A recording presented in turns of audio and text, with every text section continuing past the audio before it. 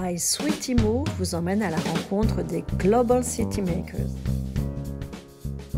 Eh bien, on se retrouve en direct du Global Cities Maker Forum et je suis avec Hugues Parent, directeur général d'Euroméditerranée. Bonjour. Bonjour. Alors d'abord, dites-nous, qu'est-ce que c'est Euroméditerranée ? Euroméditerranée, c'est un très gros projet qui est aujourd'hui encore d'ailleurs le plus gros projet de restructuration urbaine du sud de l'Europe, avec une caractéristique assez étonnante, c'est que ça se passe en centre-ville, ce qui renforce encore à la fois la sensibilité, parfois la difficulté, mais aussi le côté passionnant de l'enjeu. Donc c'est un énorme projet qui a été décidé par les collectivités, par l'État, il y a 20 ans. Premier objectif d'abord, essayer de renouveler complètement l'urbanisme de centre-ville qui bordait la gare Saint-Charles et en descendant vers la mer. Et puis dans les années 2005-2006, tout le monde s'est rendu compte que Euroméditerranée, qui avait déjà pas mal réussi dans ce temps en termes de façonnier de la restructuration urbaine, pouvait aller beaucoup plus loin. Et donc nous sommes aujourd'hui vus comme étant les spécialistes de la restructuration complète urbaine de toute la zone périportuaire qui va du Vieux-Port jusqu'à ce qu'on appelle le marché Opus à Marseille, c'est-à-dire en fait une bande de 5 ou 6 km de long, le long du port, et de parfois 2-3 km de large, sur lequel on a déjà fait pratiquement 1,5 million de mètres carrés de constructibilité. On a réhabilité aussi une dizaine de milliers d'appartements à partir de ce qui existait. Et on est parti pour 2 millions de mètres carrés sur ce qu'on appelle Euromed 2. Dans les réalisations, il y a des choses qui sont très connues sur le plan national, peut-être parfois mondial d'ailleurs, comme le MUSEM, comme le Fort Saint-Jean, comme par ailleurs tout ce qui relève les terrasses du port, qui sont un grand centre commercial ouvert sur la mer, qui est assez rare, y compris en Europe. Et qui fonctionne très bien. Qui fonctionne très bien, sur lequel on a une vision sur le port qui est absolument étonnante, puisqu'on a les bateaux à 20 mètres, pour la Corse notamment.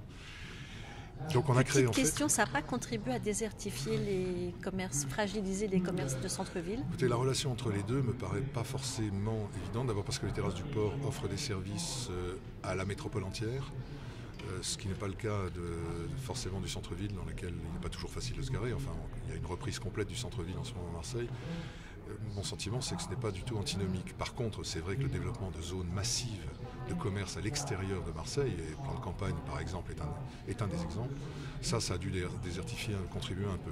Et puis il faut dire aussi que les commerces sont autorisés à ouvrir le dimanche par exemple depuis maintenant 6 ou 7 ans. Il y a assez peu de commerces ouverts en centre-ville le dimanche, donc il y a peut-être des efforts aussi à faire de part et d'autre pour que tout ça fonctionne ensemble. Il n'en demeure pas moins qu'aujourd'hui, Euroméditerranée a créé en fait une sorte de ville tertiaire mixte, comme on l'aurait rêvé. J'avais des compétences avant à la Défense, on parlait toujours de la monovocation de la Défense, le bureau. Là, on a créé 500 000 m² de bureaux, 600 000 m² de logements et des surfaces commerciales qui en font la principale centralité commerciale de Marseille.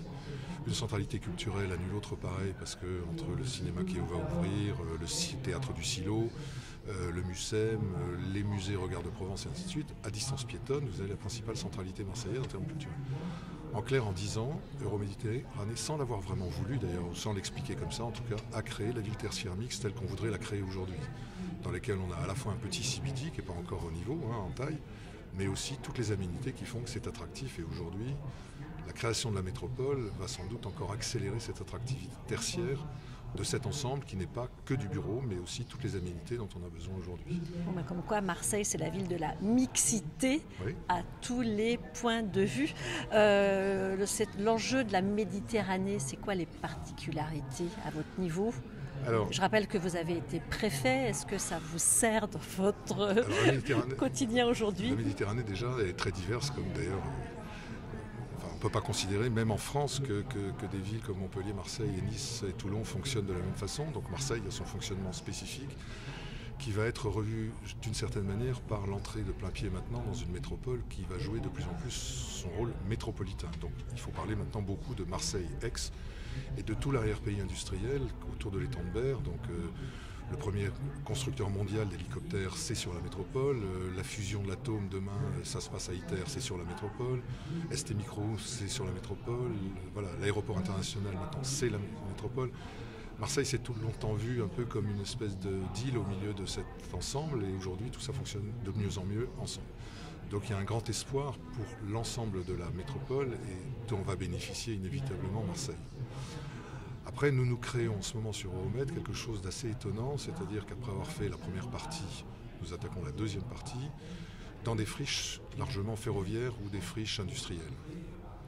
Très peu d'habitants en face de nous, donc avec une concertation nouvelle qu'il faut essayer d'établir très au-delà du projet. C'est un des à côté des choses.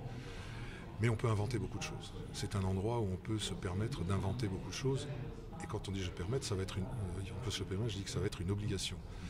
Parce que l'attractivité de ces quartiers-là qu'on est en train de forger, historiquement, est assez faible. Donc c'est une terre de mixité et de créativité. Oui, c'est une terre de créativité parce que nous sommes condamnés à ça. Pour attirer une génération qui sera indifférente à la localisation, il faut surajouter des usages nouveaux en termes d'environnement, en termes de sécurité, en termes de mobilité, en termes d'énergie, en termes de connectivité. Et donc on invente dans cette nouvelle partie de Marseille quelque chose qui sera sans doute la partie la plus moderne de Marseille. Dans des quartiers qui sont vus jusqu'à maintenant comme étant des quartiers parfois dans lesquels la vie n'est pas facile. Alors tout ça c'est très différent, j'imagine, de la métropole du Grand Paris que vous connaissez aussi. Oui. Il y a quand même des parallèles à faire. Comment est-ce que vous appréhendez Non, c'est aussi la raison de Il n'y a pas de parallèle à faire. Il n'y a pas de parallèle à faire. Non, il n'y a pas de parallèle à faire parce que la métropole marseillaise sera une métropole nécessairement multipolaire. C'est-à-dire qu'en fait, la question, c'est d'établir des clusters un peu partout, comme le fait Paris, mais à l'intérieur d'un ensemble qui, lui, est déjà morcelé. Aix-en-Provence a toujours existé et continuera à exister.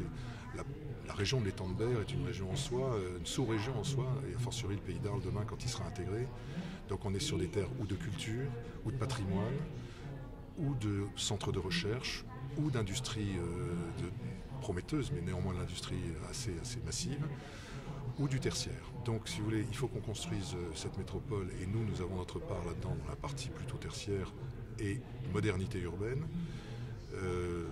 qui prend sa place, mais qui ne ressemble pas à ce qu'on fait à Paris, avec quand même une centralité parisienne très forte. Et donc, le Grand Paris Express, d'ailleurs, fait le tour de Paris, alors que personne n'a songé à faire le tour de la métropole à Marseille. Donc ça, c'est un sujet qui nous sépare. Par contre, ce qui justifie qu'on participe à ce je suis très heureux d'avoir été invité à ce colloque, c'est nous pouvons nous inspirer ici de choses qui sont faites dans le Grand Paris, mais aussi ailleurs. Les questions logistiques qui ont été traitées ce matin, les questions effectivement de rapport entre les habitants et la ville qui vont être traitées cet après-midi, c'est quelque chose de très important pour nous. L'avantage, c'est que nous sommes aussi capables d'expérimenter, voire même de démontrer, beaucoup plus vite, vu l'agilité dans laquelle on est, vu la taille plus modeste de notre projet. Donc ce qui se passe par exemple dans la Seine-Saint-Denis aujourd'hui, avec Rêve de Seine urbaine avec qui nous avons un partenariat, ce sont des choses qui peuvent être essayées chez nous, peut-être encore plus vite qu'en Seine-Saint-Denis. Donc s'inspirer de ces idées-là, les mettre en œuvre et appeler tous ceux qui voulaient les porter à essayer sur Marseille, on est capable de le faire aujourd'hui à ce stade du projet. Et alors pour finir, qu'est-ce que c'est pour vous la Global City ? La Global City, d'abord, c'est une ville qui se conçoit comme intégrée dans un environnement mondial. Ça ne veut pas dire qu'elle a la taille mondiale. Ça veut dire qu'elle se conçoit comme étant partie prenante d'une forme mondialisée de service aux habitants. Et à ce titre-là, Marseille est une... À ce titre-là, je ne dirais pas que toute ville peut concourir, mais toute ville qui a l'ambition de s'inspirer de ce qui se fait ailleurs dans le monde, parce qu'elle est ouverte sur le monde, et Marseille est quand même l'une des villes très ouvertes sur le monde africain et méditerranéen. Donc à ce titre-là, la Global City, pour nous, est un enjeu, un défi, mais aussi un but. Deuxièmement, il ne faut pas oublier qu'en France, et peut-être en Europe, Marseille est la ville qui trace les ponts sur le continent, qui va demain, sur la question urbaine, avoir à réfléchir massivement, si j'ose dire, c'est l'Afrique. La ville africaine est à la fois une chance fantastique de captation d'une valeur sur l'Afrique par les Africains, à condition qu'on arrive à les mettre dans la question urbaine, mais en même temps, c'est peut-être la source d'un chaos, qui peut faire peur d'ailleurs à un certain nombre de responsables européens. Donc Marseille a une place particulière dans ce concert, et nous, ce que nous essayons de faire en créant ce qu'on a déjà posé qui s'appelle l'African Urban Lab, c'est-à-dire de commencer à réfléchir en prévision du sommet Afrique-France d'ailleurs de 2020 sur la question urbaine en Afrique, faire en sorte que Marseille apparaisse comme étant le pendant européen de quelque chose qui se passe à Dakar, à Abidjan ou ailleurs, mais qui ne se passe nulle part. Il n'y a pas de Urban Lab en Afrique en ce moment. Donc, vous allez préfigurer ça. À ce titre, le côté global, qui n'est pas seulement les États-Unis et l'Asie, mais aussi un continent qui se développe à la vitesse de la Chine en ce moment. C'est un enjeu très fort pour Marseille. À ce titre-là, Euroméditerranée peut jouer son rôle dans la globalisation du regard marseillais. Alors, je ne peux pas vous laisser partir sans parler d'immobilier à Marseille. Comment se porte le marché? Quelle est votre perception? Alors d'abord, il y a un effet qui est notable, c'est que lorsque Euroméditerranée a voulu créer un centre d'affaires, 500 000 m², c'est modeste au regard de ce qui existe à Lyon ou à Barcelone. Mais ça reste encore aujourd'hui d'ailleurs l'élément le plus massif en termes de rassemblement de tertiaires et de toutes les fonctionnalités qui l'entourent, de toute la métropole. Donc ça a un effet attractif qui est indéniable et qui se poursuit. Cette attractivité va continuer et va s'accélérer sans doute avec l'effet métropolitain, parce que l'effet métropolitain va avoir sans doute attiré de l'extérieur un certain nombre de regards, de plus en plus, qui vont être intéressés par la massification de l'offre métropolitaine, par la résolution des problèmes de transport et par la résolution d'un certain nombre de questions qui se posaient séparément à Aix, à Marseille ou ailleurs. Alors la question c'est, est-ce que nous avons de quoi satisfaire cette demande? Et la réponse qui peut intéresser un certain nombre, toute l'industrie immobilière d'ailleurs, c'est non. Nous n'avons pas aujourd'hui la capacité de satisfaire toutes les demandes pour une raison très simple. C'est qu'il y a une certaine timidité à Marseille. À l'époque où Marseille était toute seule, isolée dans son périmètre, certaine timidité a créé des surfaces de bureaux. Euroméditerranée l'a fait. Sans trop le revendiquer au début, non? Sans trop le revendiquer, parce qu'encore une fois, à Marseille, il faut d'abord être perçu comme un producteur de logements, et notamment de logements sociaux à l'usage des Marseillais. Là, nous avons satisfait ce qui était leur souhait, c'est-à-dire plus de mètres carrés de logements que de bureaux, et nous avons tenu la promesse de 30% de logements sociaux dans les nouveaux programmes que nous avons lancés. On va sortir 2000 appartements entre maintenant et 2021 autour du centre d'affaires, donc c'est quand même très massif.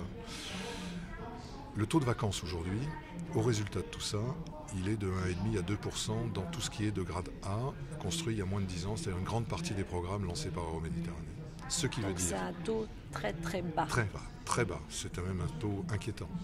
Parce que les bulles locatives menacent toujours et que la décision de chacun des acteurs utilisateurs, si elle est prise spontanément et unilatéralement sans considération de l'ensemble, peut conduire à ce qu'on appelle des bulles locatives qui un jour ou l'autre percent. C'est ce qu'on a connu à la Défense d'ailleurs.